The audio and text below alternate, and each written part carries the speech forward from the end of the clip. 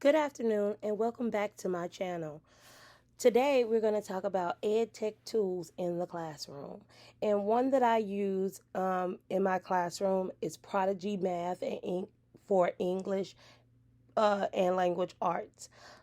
This is a good program for students when they're in as a supplement for math and to help fill in the gaps. Prodigy is an engaging game-based learning platform that differentiates learning standards based on the individual student needs in math and in English language arts. So the math, first when you enter Prodigy, you have to take a assessment and a placement assessment. So it places you based on whether you're in first grade, even though you might be in third grade math, it places you and gives you a bunch of questions to answer, and it places you in that grade level math. So if you place in first grade math, if you're behind in some skills, you might be meeting in the second grade with geometry or with algebraic thinking. But if it sees that you're not ready for third grade math standards, it places you where you belong, either in first grade or second grade. Even if you answer the questions correctly and it sees that you're ready for fourth grade math, it will place you in fourth grade math. So that is a plus of this game-based learning tool that I use in my classroom. How it can be played. Prodigy can be played during school. Prodigy can be played at home. So there are two options when you go in and you pick your character and you put where you are in the world and what grade level you are in. It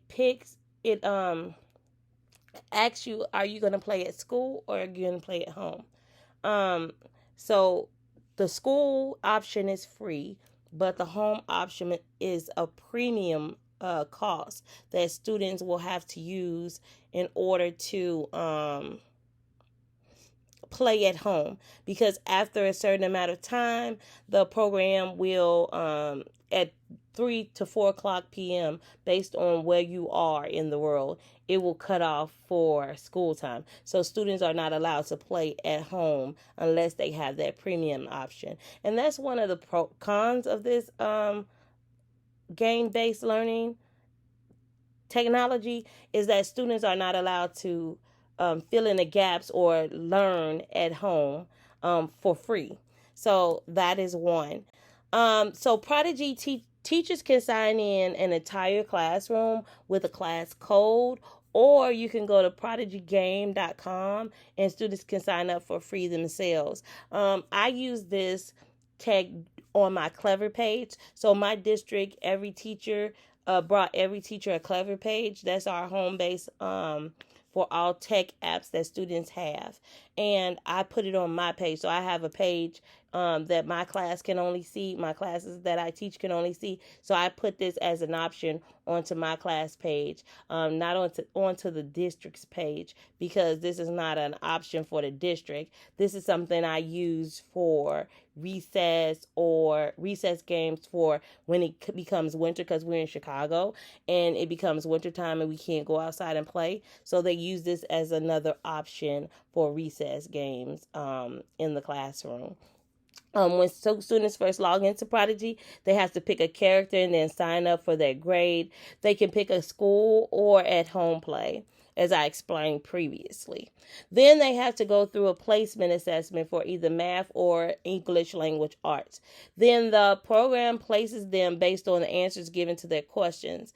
You might be in third grade, but the program might place you in first grade math based on answers to your questions. This program is used to fill in the gaps for students and to try to catch them up as much as possible with grade level content. Also, if students need enrichment or they need to go beyond their grade level, it also does that for them too. It gives them the opportunity to go above their grade level. You can play the game by meeting up with friends in the school category and then fight creatures or gain energy based on answering questions correctly. As you answer questions correctly, you defeat creatures and also you gain energy. And when you answer too many wrong questions, you lose.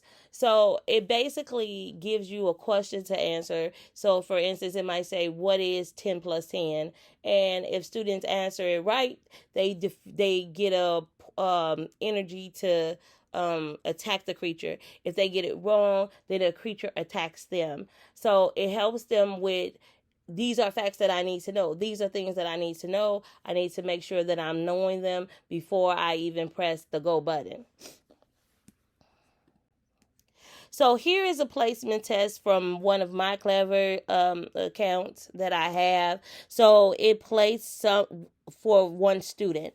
It overall placement was in grade 1, because in geometry they placed in grade 2 for some standards, and then they placed in grade 1 for some. So grade 2, the bubble is red because they answered the questions wrong. Then in a couple of questions wrong, and then I gave them grade 2 questions again, and they were kind of right, but not all the way right.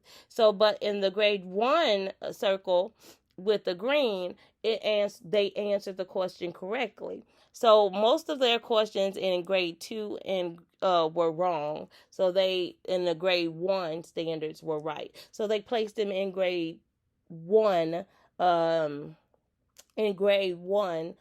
for their current standard-based learning. So it goes off standards. Not saying that the students in first grade, but this is where they are academically in first grade learning. And so this will help them fill in a gap. So they will get more questions that will be adaptive to their learning, and they will gain more standards as they practice throughout recess, because that's when I have the students play the game. They can play the game during recess or during our downtime that we might have at the end of the day.